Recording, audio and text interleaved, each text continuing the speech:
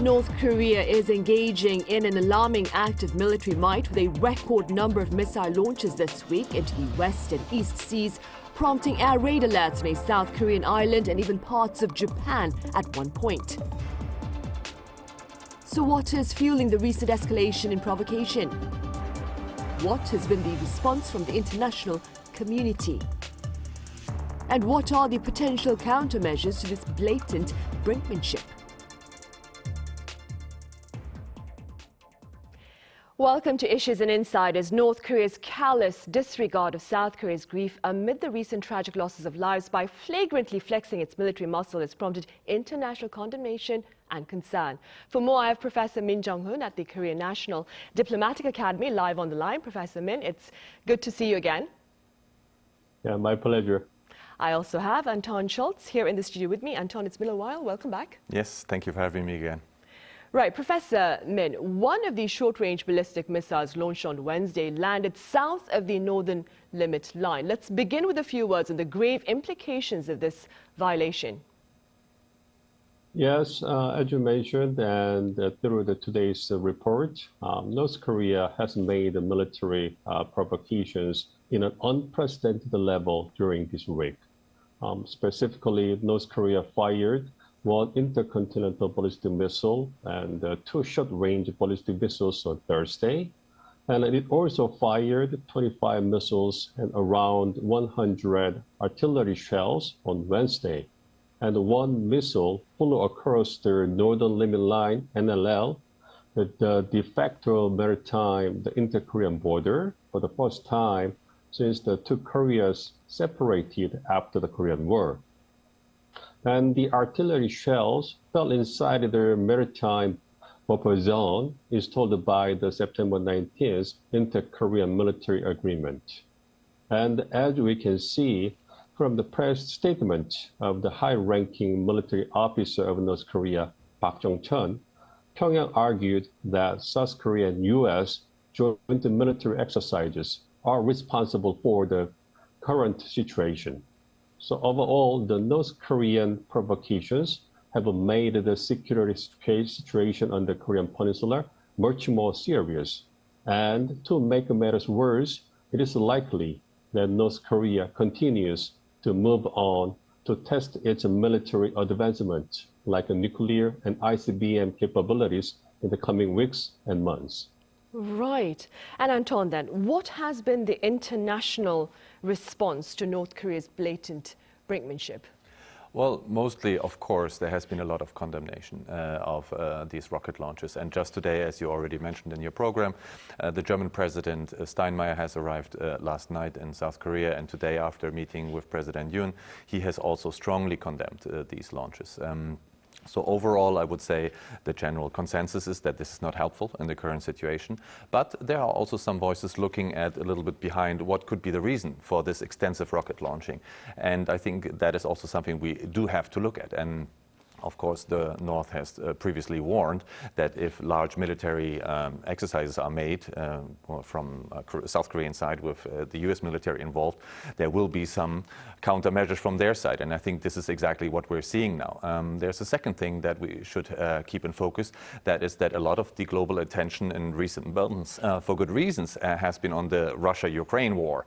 And therefore, North Korea, which has always been a little bit more in the limelight, I think is more of a sideshow now. And I think it's important for them to be back on the global stage, even if it's not in a positive way. At least people talk about them again.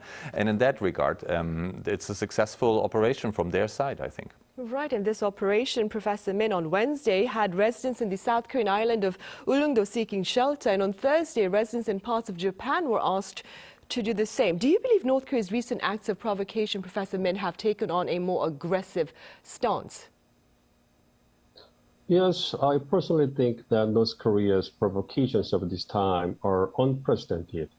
I mentioned that one missile flew across the NLL for the first time since the end of the Korean War, and the artillery shells fell inside the maritime buffer zone set by the inter-Korean military agreement.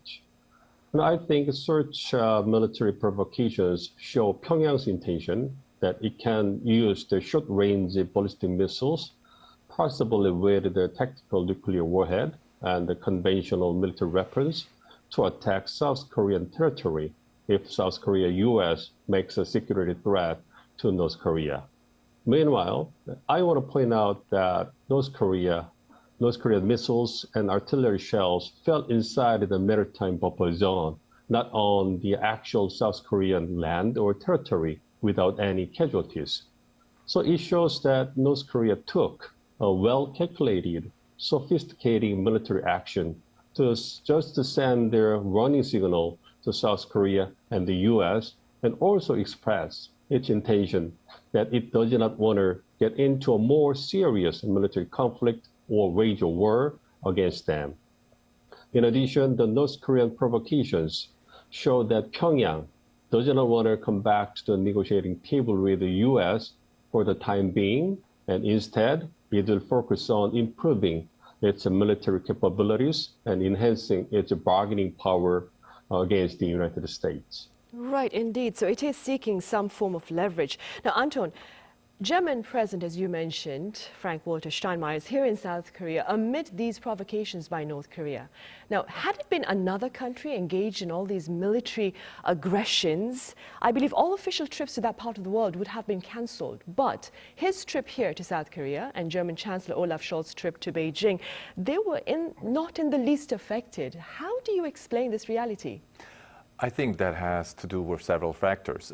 First of all, President Steinmeier was visiting Kiev just last week.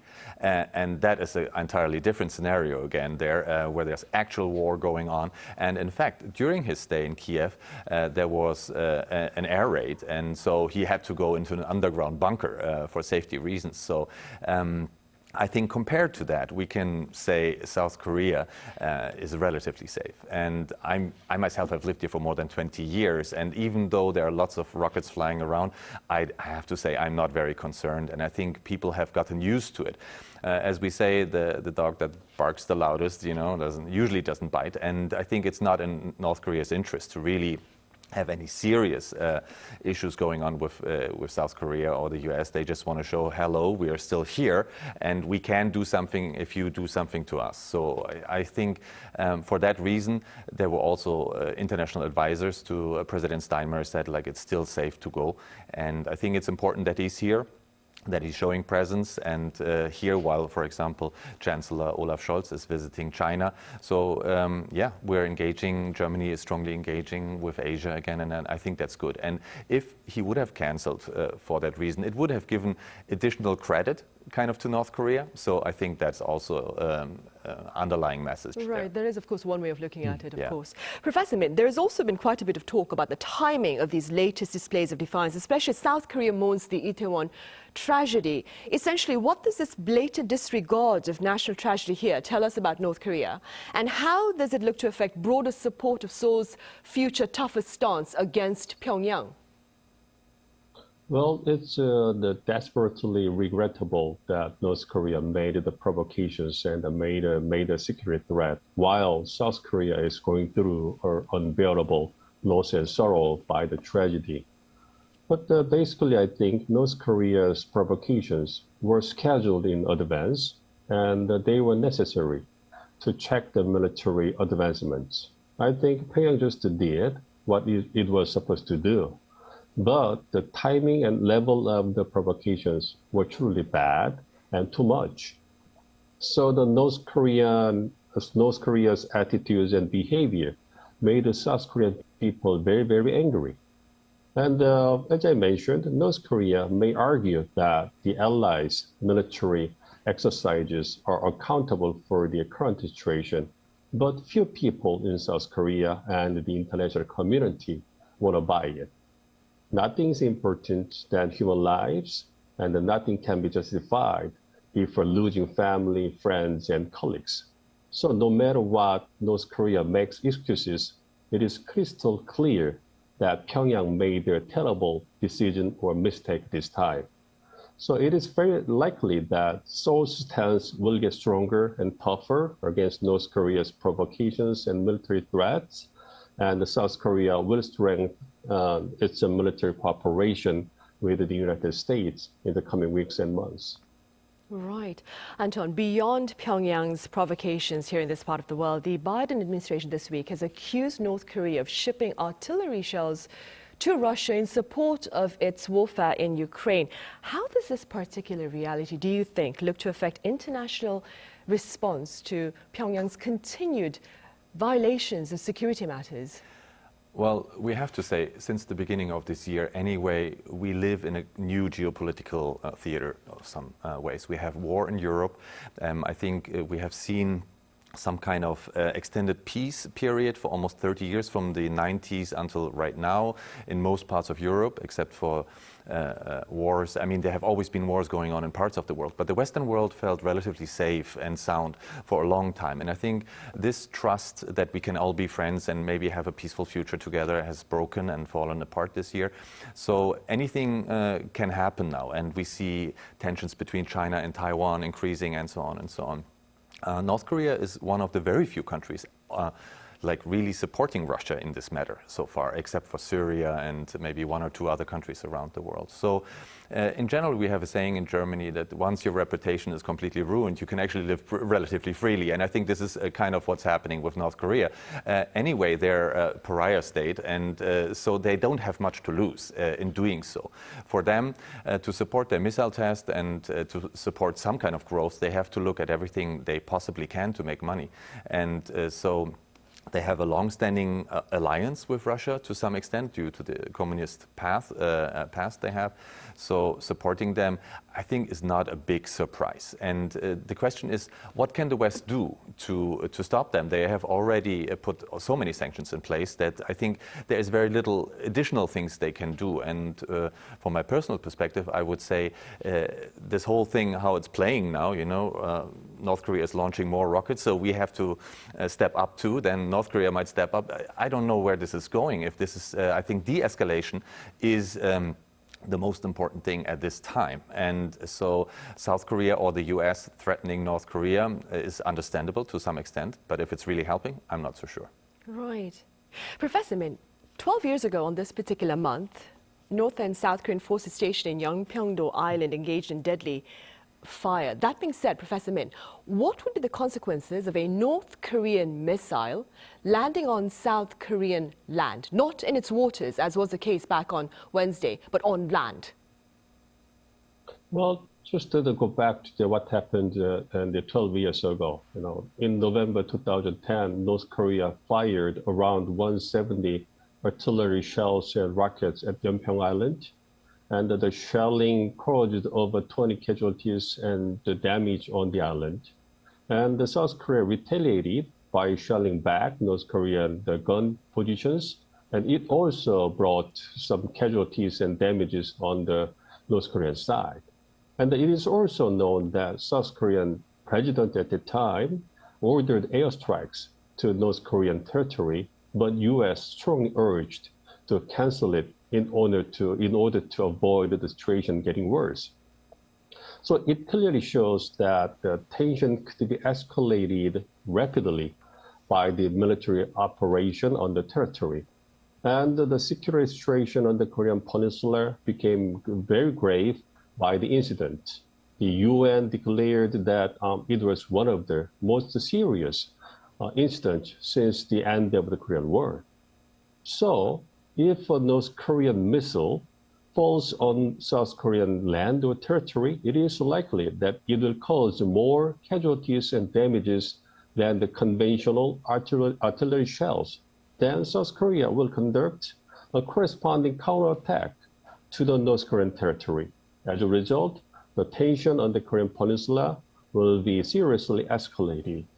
And North Korea should know that shooting missiles to South Korean territory is a clear signal that it begins the serious military operation against South Korea, and therefore it should be fully aware of the consequences of such irrevocable military action.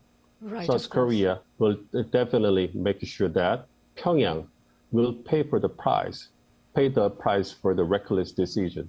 So no exception or when the actual territory is attacked by the enemy. Right. And Anton, very briefly speaking, I believe we have about 30 seconds. What would be the implications, that is, of such an event during the German president's visit here in South Korea? That is, of course, difficult to say, and I don't think. Of course, it would probably there would be a different response. Probably President Steinmeier would speak out again more strongly, and especially if lives are lost or at risk, it would be a completely different scenario. The question is, as already mentioned, I think everybody now, and Germany in particular, also has a focus on de-escalation and not let this this arms race and the violence and aggression spiral into a state where we could end up in World War III. And I think this is in nobody's interest. And I think Germany, we have a past of global wars that we caused. So I think Germany has become a very peaceful country over the last decades. And so that should always be in our focus. Right, of course. All right, Anton, as always, thank you very much for your time and your thoughts. And Professor Min, over in the US, thank you very much for your insights. Thank you. Right, well, on that note, we end this week's editions of Issues and Insiders. Have a safe weekend. See you on Monday.